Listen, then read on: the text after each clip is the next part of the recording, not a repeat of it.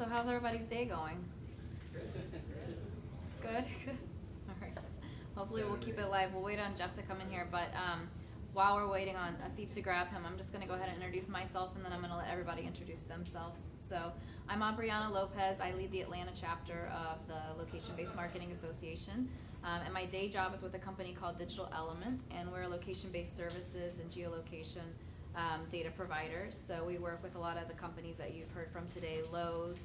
We work with retailers for real-time store locators, analytics, currency optimization, and then we work with a lot of people in the advertising space to provide localized targeted advertising, so Facebook, Twitter, Pandora, all across the board. So the LBMA really feeds into what I do on a day-to-day basis, so it's great to be involved. I've been here about 4 years now. Yep. So I think I'm the oldest chapter leader. Not the oldest in age, but the oldest in tenure. Let me clarify that.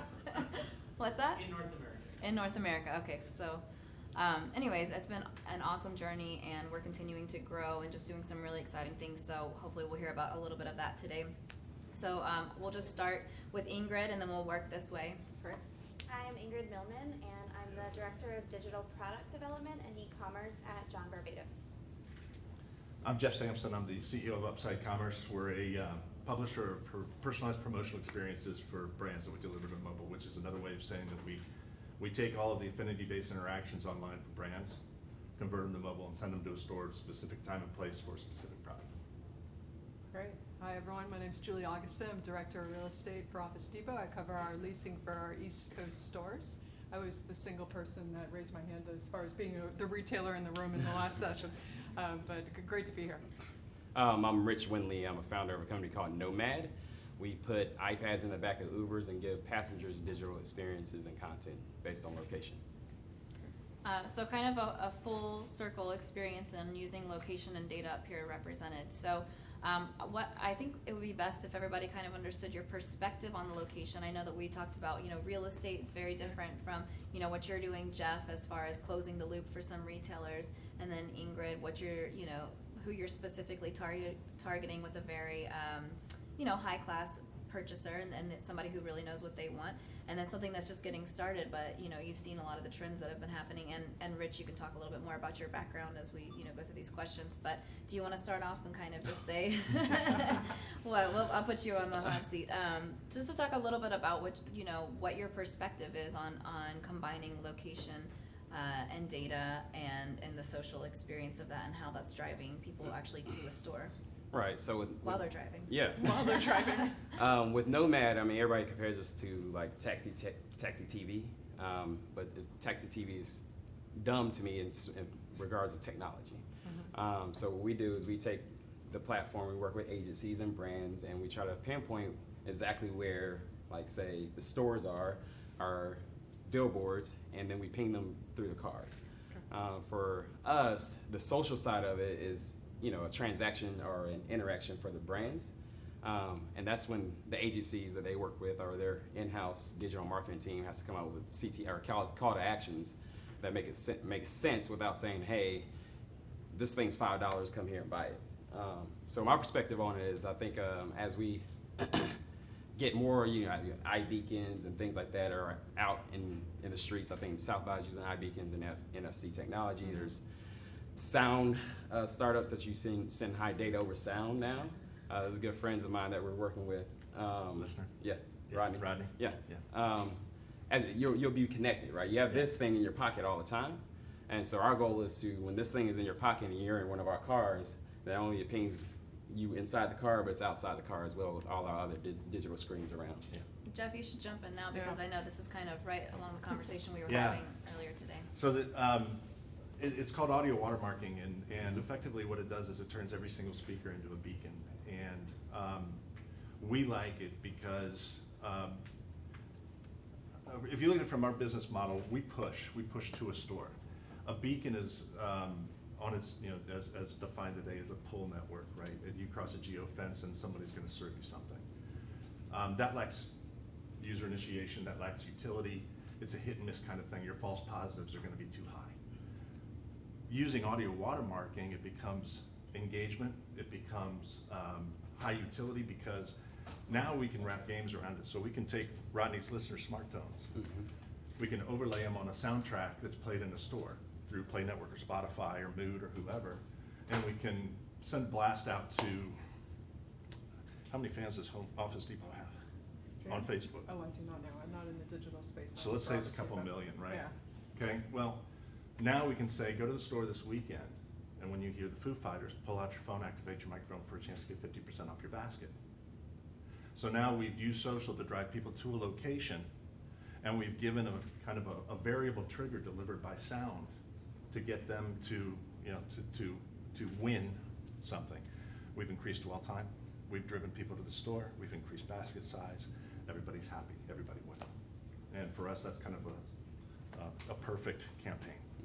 And Ingrid, what about you? I mean, what are you guys doing? I know that we talked a little bit about what you did before John Barbados, and feel free to bring that in as well, because I think that was some really cool experiences that I'm sure you're taking and using in a different way. Yeah, so before I was at John Barbados, I worked at a digital agency called the Barbarian Group, and our main client was Pepsi. And I actually built their iOS and Android loyalty application and redesigned their site. And a lot of what we focused on with Pepsi specifically was understanding the millennial demographic, and also trying to get them into places that serve Pepsi. We call them Pepsi Cores. But also by giving them points for just doing what they normally do, which is just hanging out with their friends. So we tried to make it as seamless as possible. So what we did was, as long as they allowed location-based settings on their phone when they downloaded the app, they would immediately get points just for hanging out with their friends without having Pepsi, without being at a Pepsi Core or anything like that. If you and a friend of yours have the Pepsi app, then you get points. And then the other way to get points is if you just happen to be inside of a Pepsi Core for anywhere between 10 and 15 minutes. We had sort of like a geofencing gate around, and you would get points for being at a Pepsi Core. And the points were redeemable for experiences. So it wasn't about getting that t-shirt or getting hoodies. It was very much in the sort of millennial, I hate using that term because it's too blanket, but you know, a lot of them are interested in experiences, and so that's what you would actually use your points for. And the idea was always linking back to the idea of having fun with friends and creating new Pepsi experiences and having Pepsi be a part of that. Awesome. And now, Julie, I know that you're interested more in taking all of this into, I guess, an account as far as your real estate planning goes moving forward, right? What Yes. what kind of trends are you seeing, and what's been the most interesting to you from all of these discoveries so far? Yeah, I think one of the most interesting things to me is actually just on the previous panel of like this being a do or die year for retail. And I feel the same from a site selection and from how it applies to real estate. I work with some of the best retail brokers in the industry, and a lot of them have gone purely on gut check. And spoke on a panel, I see my new friends Fract in the audience here, and just what now some of these commercial real estate tech are able to provide in the site selection. Fract, we also spoke with Ideal Spot.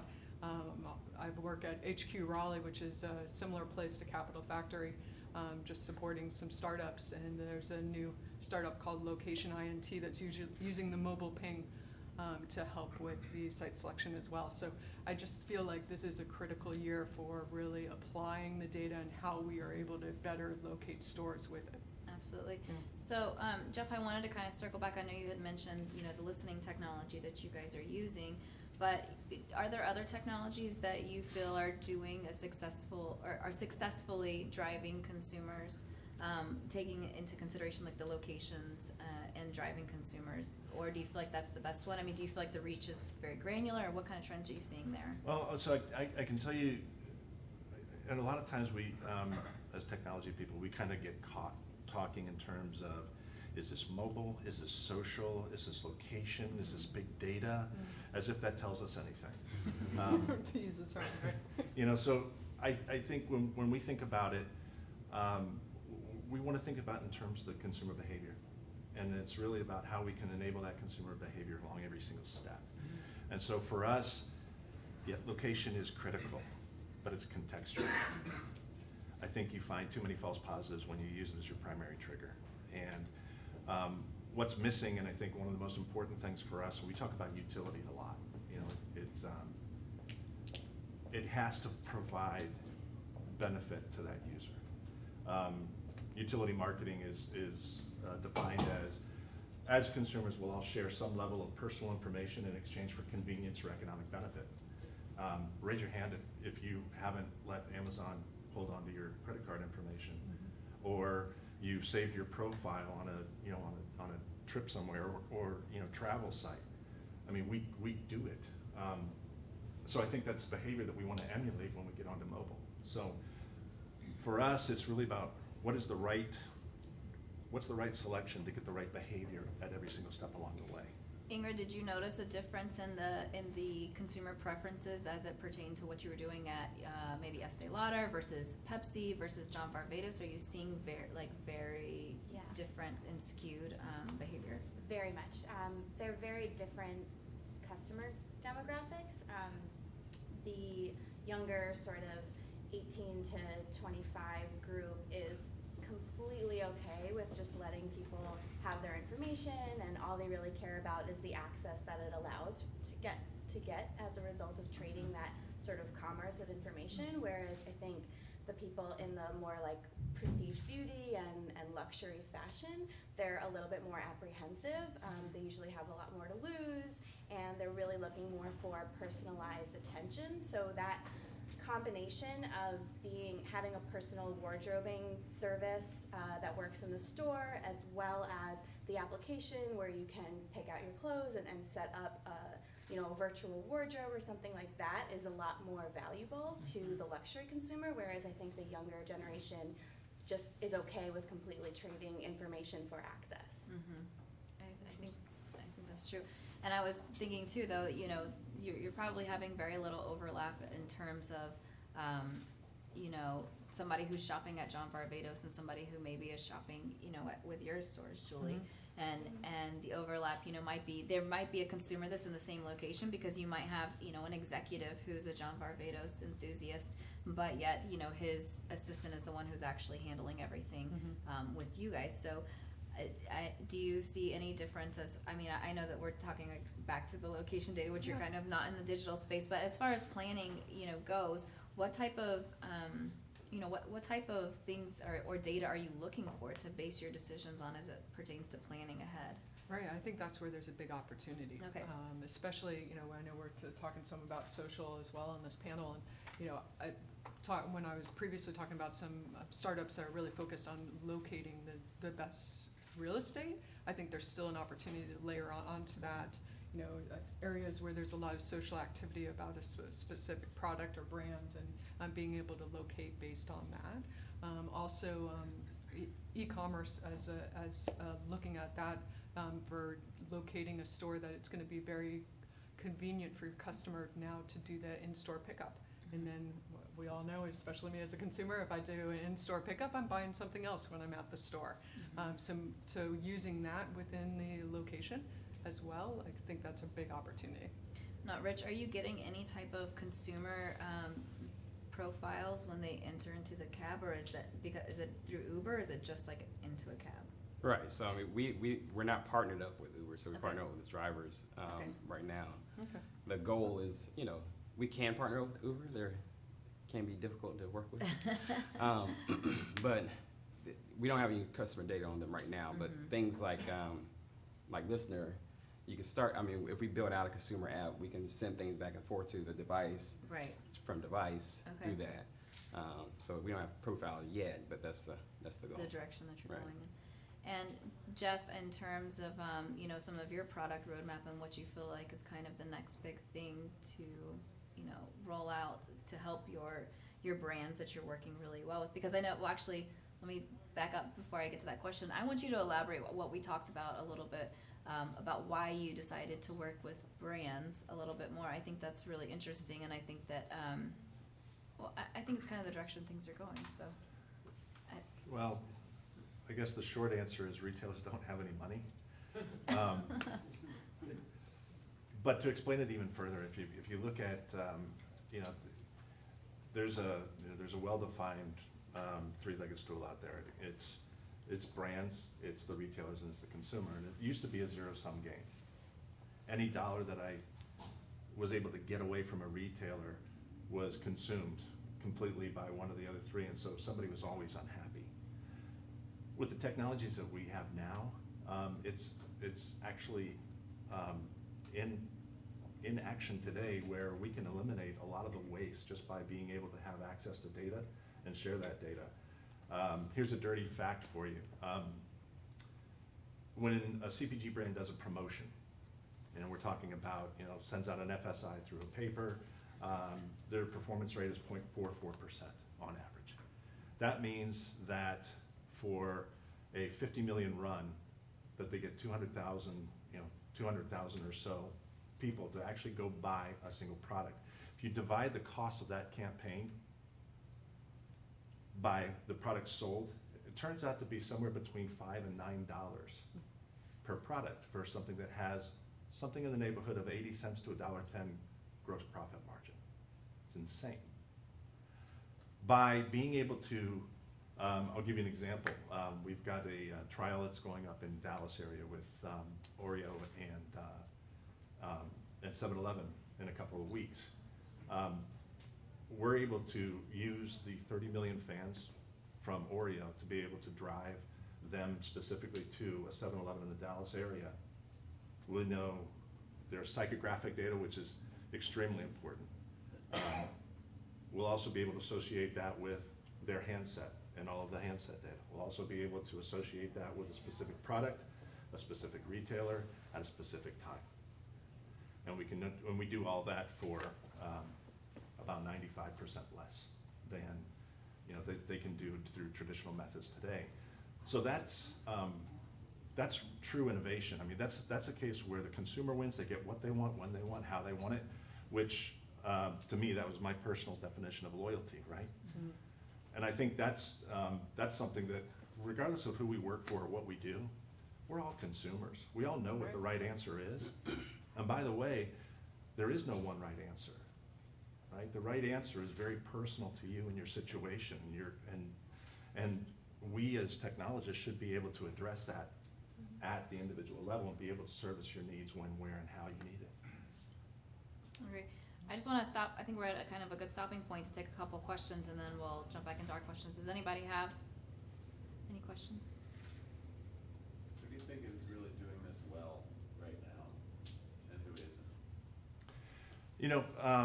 So from the brand side, I tell you, there's a big difference between the marketing departments that want to bring a lot of us in to effectively get educated. And then there's the people who are actually participating, and it's not test and learn for them. It's, I've committed, I've built a budget around this, I put people in place, I have a customer acceleration team. I'm gonna push you more than you push us. That's still to this day, still kind of blows me away a little bit. And I tell you, Nestle is out of sight with the things that they're doing. Bon and Bao at Mondelez is a real thought leader in terms of what he's been able to do at Mondelez. There's other folks out there, but people have said it. I think this is the year. I have noticed a change in the past 12 months between what was basically just, hey, I kind of need to be up to speed on some of this stuff, and so I'd like, under the guise of a sales cycle, have somebody come in and tell me what I should be talking about internally, to, I get it, I know what I want, and I need, I need this by this time frame, and we're gonna go to market. So hoping that trend continues, because I think a lot of these things we won't know until they pass the customer test as to how effective they're really gonna be, and that's gonna decide the winners. Ingrid, what about you on the luxury side of things? Yeah. Who do you think's doing a really great job? So I have always copied from Burberry. I think Burberry is great. They look at their customers in a very aspirational but also accessible way. They do same-day delivery. They do pick up in store. They have a really consistent, digital space as well as their physical space, which I think is really important because customers don't ever think about your brand as okay, this is this brand online and then this is the brand in the store. They just look at it as John Barbados or Burberry. So that's always really important, sort of that omni-channel experience. And they do a great job with their social content Their social creation as well. content, it's relevant, it's editorialized, Yep. it's contextualized, so I think they're doing a pretty great job. This question might be more for Julie, but just curious about how, it's interesting to see someone from real estate in the panel, so that's always kind of cool. Yeah. But we'd love to hear how you're thinking about using mobile and location, or to what extent you already are, and then kind of where you see the future of using mobile location to identify real estate for Office Depot. Yeah, no, I'm so pleased to be invited to speak on this, because, yeah, this is just a real interest of mine. And, right, I mean, that's what we're talking about, location. And so, yeah, it's the real estate is your location part of it. But, you know, we keep, especially it's been, I feel like, a trend from the last couple of days here at South by is the discussion of hybrid companies, that retailers are really morphing into more of media, and media is now starting to reach into the consumer space some more than they have in the past. And I feel like this, right now, I can tell you as a retail site selection, I have not used the social that I just talked about, and I feel like this is the opportunity to really take, you know, and combine. I love the discussion earlier about the chief digital officer and when a company has that, of how you're seeing them progress faster. And so I can see that from a real estate site selection as well, like the companies that get that, and to incorporate all the marketing data that they do have in-house and combine that with the physical space as well. I feel like we're all tired of hearing omni-channel for us that are in this space and working on it every day. And I'm tired of hearing it, but at the same time, the companies that aren't digitally native companies, we still need to talk about it. We still need to, because I can tell you my retail real estate department, we are not talking with our social teams. I didn't know how many Facebook users we have. I don't know. But it's a real part of it. That's our customer. That is who we should be talking to, and we should be utilizing that of where the best location is as well. So. I can add something to that. Yeah. Lee. So from, I mean, obviously today we're focused on a lot of the sort of digital marketing stuff, but from the LVMA's broader perspective, we have many member companies that provide location intelligence platforms for site selection.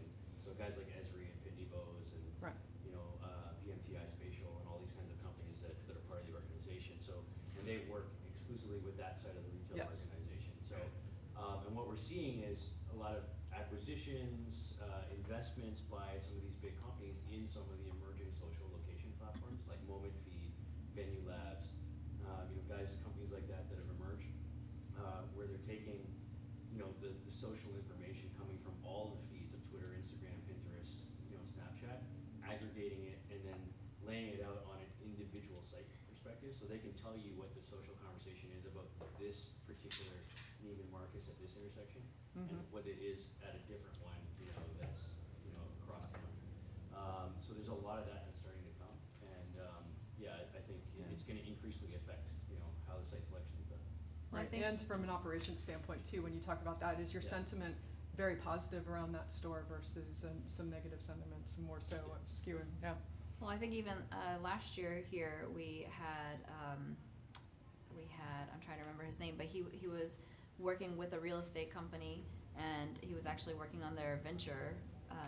You know, they had put together a VC program to go out and find companies that are providing this type of data and providing this type of insights and this new technology, so that they can build where they should be and how they should be, and, you know, integrating all the different things in there, and to keep, because, you know, I think that the challenge now is that with so much e-commerce happening, you know, the brick and mortar locations are struggling if there's not kind of a holistic approach to everything. Right. So, was there one more question? Yeah, so maybe for Jeff. Jeff, I'm curious, you referred to psychographic data. If you think about first and third-party data, there's just an enormous amount. You know, if you lined up 10 different location-based vendors, each of them would have their own segmentation scheme. Right. So I'm curious, are you using algorithmic solutions to sort through and determine which combination of digital signals might be most useful to pinpoint targets for things like Oreos and 7-Eleven? You know, so we've got a front end, engagement analytics suite that we use, which treats social as separate channels. And so we're not looking for sentiment. We're more of an exchange. So think of us as kind of we have consumers who subscribe to brands that they follow, who publish promotional experiences. Sometimes it's dollar-based, sometimes it's not. Sometimes it's experiential. It could be like Heineken's doing one that is, because of the liquor laws, they can't promote directly to consumer, but they invest a heck of a lot in great content. I mean, Heineken's a company that's won 30 creative awards across 6 products in the last 3 years. And so regardless of whether my investment as a brand is on the promotion side, where I'm gonna, dollar per product, or I'm going to pay for content, my goal is still the same. I gotta get that money back. And so for us, what we're looking for, and we always kind of start the question with demographics, is which one tells you more? Female, age 18 to 64, 1.3 degrees, 2.4 kids, X, zip code, Y, income, or would you just rather know that she really likes Perrier? One's a better match. So what we try to do is, we're trying to be able to match up, not to age, and zip code and so on. What we're trying to look at is activities, interests, and opinions, and be able to match up what they want, when they want it, how they want it. There are third-party data sources. We get compared to dunnhumby a lot, which is the repository that's between Tesco in the UK and Kroger here in the US. It's their, club card loyalty data, which they oftentimes don't share back with the brand itself. So the brand can purchase that, but the brand is disintermediated from the consumer. And so any data which allows us to create a better one-to-one relationship between the brand and the consumer, we're interested in. And so right now, our data we look at on promotion. We don't get off-promotion data. But one of the people, we've talked to DataLogix, we've talked to dunnhumby about being able to do matching back to their system and have a full 360-degree view of the customer, which is opt-in, not data mined. And so that for us, now we can start looking at things like personal price elasticity, variable promotions. If we do give a $1 promotion, today we send out a piece of paper, everybody gets $1, which means I'm capped on my my complete sell-through from the CPG side. But if you're 35 cents, you're 50 cents, you're 75 cents, and I'm 10 because I'm easy, imagine what that does to your throughput. Imagine what that does for your ROI, because you've now personalized at a level because of the data, some of which we own, some of which would be third party, to be able to create not only a personalized experience, but incredible business performance for the company as well. Very cool. Yep. I have a question for Rich. So when you look at the advertising that's going on in these Uber drivers' cars, are you looking yet at sort of brand content partnerships to deliver that? Like, would you work, for example, with a Netflix? Yeah. Right. Yeah, we're talking to Netflix tomorrow about trying to figure out, they're all their original series. It's trying to figure out if we could chunk them down, not the trailers under 2 minutes, but something that's in the 5, 7, 10 minute range. The reason I ask that is because obviously there's dwell time while you're sitting there, Right. Being driven. And we see a lot of partnerships emerging within our member base right now. So Netflix, for example, is one of our members. Marriott Hotels is another member.